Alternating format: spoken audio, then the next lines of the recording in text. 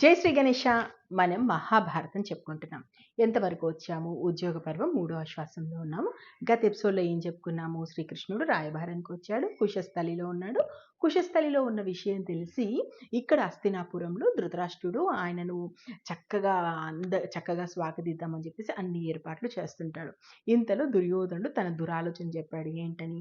ఇప్పుడు కృష్ణుడు ఒంటరిగా వస్తున్నాడు, తక్కువ మంది ఉన్నారు తన చుట్టూ, కాబట్టి మనం కృష్ణుని బంధించేద్దాము. కృష్ణుని బంధించేస్తే పాండవులు రెక్కలు తిరిగిన పక్షులు అయిపోతారు. అప్పుడు ఈజీగా వాళ్ళు మనం ఏం చెప్తే అది వినేస్తారు. నేను భూమండలానికి మొత్తం ఈజీగా చక్రవర్తిని కాగలను అనేటువంటి మాటలు దుర్యోధనుడు అన్నాడు. ఇంతవరకు చెప్పుకున్నాం కదా. ఈరోజు ఎపిసోడ్లో దుర్యోధనుడు అలా అన్న తర్వాత ఏం జరిగింది, మరి హస్తినాపురం వచ్చినటువంటి కృష్ణుడికి ఎలాంటి అనుభవాలు ఎదురయ్యాయి, ఈరోజు ఎపిసోడ్లో మనం చూద్దాం. సో ఈ మాట ఎప్పుడైతే కృష్ణుడిని బంధిస్తాను అనేటువంటి మాట అన్నాడో, భీష్ముడు ఒంటి కాళ్ళ మీద లేస్తాడు. లేచి, ఓరి మూర్ఖుడా, నీకు పోయే కాలం దాపరించింది, శని నీ నెత్తిన ఆడుతుంది, నిన్ను యముడు పిలుస్తున్నాడు, లేకపోతే శ్రీకృష్ణుడు అంతటి వాడు నీ దగ్గరికి రాయబారానికి రావడం ఏంటి, నువ్వు శ్రీకృష్ణుని బంధించాలనుకోవడం ఏంటి, ఇంతకన్నా నీచమైనటువంటి పని మరొకటి ఉందా అని చెప్పేసి, ఇంకా ఎన్ని మాటలు వినాల్సి వస్తుందో అని చెప్పేసి అక్కడి నుంచి వెళ్ళిపోతాడు భీష్ముడు. వెళ్ళగానే ద్రోణుడు కూడా, ఇంత నీచంగా నువ్వు ఆలోచిస్తావు అనుకోలేదు దుర్యోధన, రోజు రోజుకు నువ్వు దిగజారిపోతున్నావు అనేసి దుర్యోధనుడుగా వెళ్ళిపోతాడు. ఇక కర్ణుడు, అదేవిధంగా దుశ్శాసనుడు వీళ్ళు ఏమీ మాట్లాడరు. ఇక అక్కడే ఉన్నటువంటి ధృతరాష్ట్రుడు ఒక్కసారిగా కుప్పకూలిపోతాడు. అస్సలు శ్రీకృష్ణుడు అంతటి వాడు రావడం ఏంటి, ఆయన్ని నువ్వు బంధించాలనుకోవడం ఏంటి, నీ ప్రాణాలు కాపాడడం కోసం నేను ఎన్ని ప్రయత్నాలు చేస్తున్నా కూడా నువ్వు ఆ యముణ్ణి ఆహ్వానించేటువంటి పని చేస్తున్నావు, ఏం చేయను, నా కర్మ కొద్ది నువ్వు దొరికావు, ఓరి మూర్ఖుడా, ఇంతకు దిగజారుతున్నావు నువ్వు అని చెప్పేసి ఎడాపడా తిట్టేసి, ఇంకా నువ్వు నా కళ్ళ ముందు ఉండకు, వెళ్ళిపోయి ఇక్కడి నుంచి అంటాడు. దాంతో దుర్యోధనుడు అక్కడి నుంచి వెళ్ళిపోతాడు. వెళ్ళిపోగానే ఇక్కడ ఏం జరుగుతుంది, కృష్ణుడు ఆ రోజు రాత్రి కుశస్థలిలో ఉన్నాడని చెప్పుకున్నాం కదా. చక్కగా కుశస్థలిలో ఆ రోజు రాత్రి అంతా కుశస్థలిలో ఉంటారు. తెల్లారి ఉదయం శ్రీకృష్ణుడు లేస్తాడు, కాలకృత్యాలు తీర్చుకుంటాడు, దైవారాధన చేస్తాడు. ఆ తర్వాత అక్కడి నుంచి హస్తినాపురం బయలుదేరడానికి సిద్ధమవుతుంటాడు. ఇంతలో హస్తినాపురం నుంచి ధృతరాష్ట్రుడు పంపించినటువంటి సైనికులు వస్తారు. వచ్చి ఆయనకు చక్కగా తినుబండారాలు కానీ, ఆయనకు ఆహ్వానం పలుకుతూ వాళ్ళు పంపించినటువంటి కానుకలన్నీ ఇస్తాడు. దాన్ని కృష్ణుడు తీసుకుంటాడు, కానీ దానిలో కనీసం ఒక పండు రుచి కూడా చూడడు. తీసుకున్నట్టే తన రథంలో పెట్టేస్తాడు. అక్కడి నుంచి సరే మనం ఇంకా వెళ్దాం అని చెప్పేసి కుశస్థలిలో ఉన్న వాళ్ళందరికీ వీడ్కోలు చెప్పేసి హస్తినాపురం వైపు వెళ్తుంటాడు. హస్తినాపురం వైపు వెళ్తుంటే ఇంకా అక్కడ హస్తినాపురం ఆ లోపటికంటే అక్కడికి ఎంటర్ అవడంతో ఆ కృష్ణుని చూడడానికి ప్రజలు తండోపతండాలుగా వస్తారు. అసలు చిటిక నేలు మీద నిల్చొని శ్రీకృష్ణుని చూసినా చాలు అని చెప్పేసి, శ్రీకృష్ణుడి దగ్గరికి శ్రీకృష్ణుని ఒక్కసారన్నా చూడకపోతామని చెప్పేసి అక్కడ ఉన్నటువంటి ప్రజలందరూ వచ్చి శ్రీకృష్ణుని చూస్తూ ఇలా మాట్లాడుకుంటారు. ఇదిగో ఇదిగో ఇతనే పూతన్ని చంపింది, ఇదిగో ఇతన్ని కంసుడు చంపింది, ఇతనే కాలింది మీద ఆడాడంట, ఇదిగో ఇదిగో ఇదేనే కృష్ణుడు, గోపికలు ఇతన్ని చూసి మైమర్చిపోతాడంట అని చెప్పేసి కృష్ణుడు చేసినవన్నీ చెప్పుకుంటూ ఉంటారు. దాంతో అక్కడ ఉన్నటువంటి భటులకు చాలా కష్టం అవుతుంది. ఎందుకంటే ప్రజలు కృష్ణుని చూడడానికి ఎగబడ్డంతో అక్కడ ఉన్నటువంటి రక్షక భటులు తమ చేతిలో ఉన్నటువంటి కర్ర సాయంతో వాళ్ళందరినీ పక్కకు తప్పుకుంటూ కృష్ణుని ముందుకు తీసుకొస్తుంటారు. ఇక ఒక్కసారి హస్తినాపురం వస్తున్నాడు కృష్ణుడు అనగానే ధృతరాష్ట్రుడు ఏం చేస్తాడు, దుర్యోధనుడి మనసులో ఇంత నీచమైనటువంటి ఆలోచన ఉన్నప్పుడు దుర్యోధన్ని తీసుకెళ్ళడం కరెక్ట్ కాదని చెప్పేసి దుర్యోధన్ని అక్కడే తన అంతపురంలోనే ఉంచేసి మిగిలిన వాళ్ళందరినీ, అంటే విదురుడు కానీ, భీష్ముడు, ద్రోణుడు, బాహ్లికుడు, కర్ణుడు, దుశ్శాసనుడు, మిగిలిన కొడుకులందరినీ కూడా తీసుకుని శ్రీకృష్ణుడిని తోడుకురావడానికి వెళ్తారు. అంటే అతన్ని ఆహ్వానించడానికి వెళ్తారు.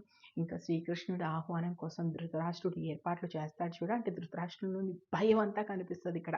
అంటే ఎలా అయినా సరే కృష్ణుని మెప్పించాలి, ఎంతో కొంత కోపం నా కొడుకుల మీద తగ్గించేలా చూడాలి అని చెప్పేసి చక్కగా మొత్తము అత్తర్లు చల్లుతుంటారు, కర్పూరాలు వెలిగిస్తూ ఉంటారు, పూలు చల్లుతుంటారు, మంగళ వాయిద్యాలు మోగుతుంటాయి, మంగళ తోరణాలు కడుతుంటారు. ఎక్కడ వజ్ర వైడూర్యాలతో ఆయన వచ్చినటువంటి బాట మొత్తం ఏర్పాట్లు చేస్తారు. అసలు ఎక్కడ కూడా కృష్ణుడికి ఎంత కూడా ఇబ్బంది కలగకుండా ఏర్పాట్లన్నీ చేస్తుంటారు. ఆ ఏర్పాట్లు అన్నీ చూసి కూడా, అంటే చేసి ఉంటారు, అది కృష్ణుడు చూస్తూ నవ్వుకుంటూ ఉంటాడు మనసులో, ఓహో బాగా చేశారా ఏర్పాట్లు అన్నట్టుగా. అలా వెళ్ళేసి ముందుకు రాగానే అక్కడే అందరినీ కలుస్తాడు, ధృతరాష్ట్రుడికి ఆలింగనం చేసుకుంటాడు. భీష్ముడిని అడుగుతాడు, ద్రోణుడిని అడుగుతాడు. అక్కడే తన స్నేహితుడైనటువంటి కృతవర్మ కూడా ఉన్నాడు కాబట్టి కృతవర్మను ఆలింగనం చేసుకుంటాడు. స్నేహితుడా ఇన్ని రోజులైంది నిన్ను చూడక అని చెప్పేసి తనతో కాసేపు మాట్లాడతాడు. అందరితో మాట్లాడి ఇంకా ధృతరాష్ట్రుడు తన సభకు కృష్ణుడిని తీసుకొని వెళ్ళిన తర్వాత కుశల ప్రశ్నలు జరుగుతాయి. ఆ రోజు తాను వచ్చినటువంటి విషయాన్ని నేను పాండవులకు సంబంధించి పాండవులు ఇలా చెప్పారు. దీని గురించి పాండవుల కోసం రాయబారానికి వచ్చాను అనేటువంటి విషయాన్ని చెప్తాడు. దాంతో ధృతరాష్ట్రుడు అంటాడు, ఇవన్నీ కూడా రాజకార్యాలు, మనం తర్వాత మాట్లాడుకుందాం, ముందైతే నువ్వు మా ఆతిథ్యాన్ని స్వీకరించు అంటాడు. అనేసి దుర్యోధనుడు ఉన్నటువంటి మందిరానికి కృష్ణుని తీసుకొని వెళ్తారు. దుర్యోధనుడు అంటాడు, నీకోసం అంటే దుర్యోధనుడు స్వయంగా ఎదురొచ్చి తన మంది మార్బలానంతా చూపిస్తుంటాడు. నిజంగా కృష్ణుని తోడుకొని వెళ్ళడానికి లోపలికి ఆహ్వానించేటువంటి క్రమంలో కూడా దుర్యోధనుడు తన దర్భాన్ని మొత్తం చూపిస్తుంటాడు. కృష్ణుని కూడా అంతే స్థాయిలో సింహాసనం వేస్తాడు, చక్కగా అన్ని ఏర్పాట్లు చేస్తాడు. కృష్ణుని ఎంతో ప్రేమగా లోపలికి తీసుకెళ్తాడు. ఆ గదిలోకి తీసుకెళ్ళి అన్ని మంచి మాట అయిపోయిన తర్వాత కృష్ణుని ఇలా అడుగుతాడు, కృష్ణ నీకోసం చాలా తినుబండారాలు ఏర్పాటు చేశాము, నీకు ఇష్టమైనటువంటి ఆహారం ఏదో చెప్పు, అది నేను వండిస్తాను. అతిథి మర్యాదలకు ఏ మాత్రం లోటు రాకుండా చేస్తాము. నీకు పాండవులు ఎంతో, మేము కూడా అంతే, కాబట్టి మా దగ్గరికి నువ్వు వచ్చావు, ఇప్పుడు నువ్వు మా బంధువి, మా ఆప్తమిత్రుడివి, కాబట్టి ఏం కావాలో చెప్పు అంటాడు. దానికి శ్రీకృష్ణుడు అంటాడు, లేదు, నేను రాయబారం కోసం వచ్చాను, ఇంకా పని జరగకుండా నేను నీ ఇంట భోజనం ఎలా చేస్తాను, కాబట్టి నేను నీ ఇంట భోజనం చెయ్యను, నేను నా భోజన ఏర్పాట్లు చేసుకున్నాను అంటాడు. అప్పుడు దుర్యోధనుడు కోపంగా కర్ణుడి వైపు చూసి, చూడు ఈ పెద్ద మనిషి, ఈయన కోసం మనం ఇన్ని ఏర్పాట్లు చేస్తే ఈయన భోజన ఏర్పాట్లు ఇంకో చోట చేసుకున్నాడంట, ఇదిగో ఇలా ఉంటుంది ఈయనకు మన మీద ప్రేమ అని చెప్పేసి వెటకారంగా అంటాడు. అనగానే శ్రీకృష్ణుడు మళ్ళొక నవ్వు నవ్వి, అలాంటిది ఏమీ లేదు, నేను రాయబారిగా వచ్చాను కాబట్టి పాండవుల పక్షాన వచ్చినప్పుడు నీ ఇంట నేను భోజనం చేయడం సరైంది కాదు, నేను ఇప్పటికే విదురుడికి చెప్పి పెట్టాను, నేను విదురుడి దగ్గర భోజనం చేస్తాను అంటాడు. అని చెప్పేసి ఇంకా మనం రేపు మాట్లాడుకుందాం అని చెప్పేసి దుర్యోధనుడి దగ్గర నుంచి విదురుడి దగ్గరికి వెళ్తాడు.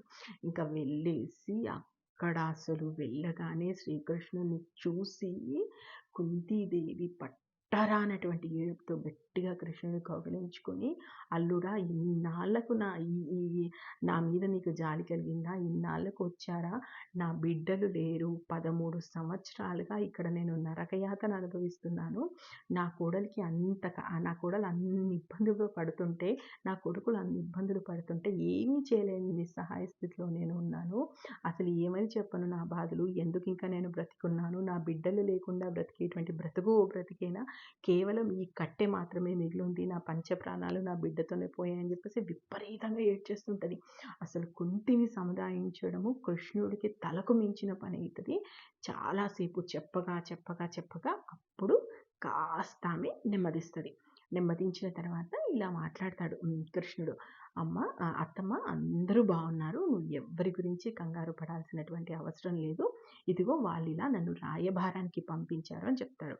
అది జరిగిందంతా చెప్పాక కుంతి మొత్తం విని ఒకటే మాట అంటది, దేహి అని దుర్యోధను అడుక్కునేటువంటి స్థితికి నా కొడుకులు దిగజారడం నాకు ఇష్టం లేదు, నాకు నా కొడుకులు ఒకటి దుర్యోధనుడు ఒకటి అని నేను అనను, కానీ దేహి అని రాజ్యం తీసుకోవడం వీరుల లక్షణం కాదు, కాబట్టి వీరత్వంతోనే రాజ్యాన్ని తీసుకోమని చెప్పు, ధర్మరాజుకి ఇదే చెప్తున్నాను, దేహి అని అడుక్కోవడం కన్నా శౌర్యంతో పరాక్రమంతో రాజ్యాన్ని దక్కించుకోవడమే మంచిది, ధర్మం కోసం ధర్మ పోరాటం చేయమని తన తల్లిగా నేను చెప్తున్నానని చెప్పు, ఎదిరించాల్సి వస్తే ఎదిరించడానికి సిద్ధంగా ఉండమని చెప్పు, నకుల సహదేవులకు కూడా ఒకటే మాట చెప్తున్నాను, శౌర్యం తగ్గించుకోకండి, పోరాటం చేయడానికి సిద్ధంగా ఉండమని చెప్పు అని చెప్తుంది.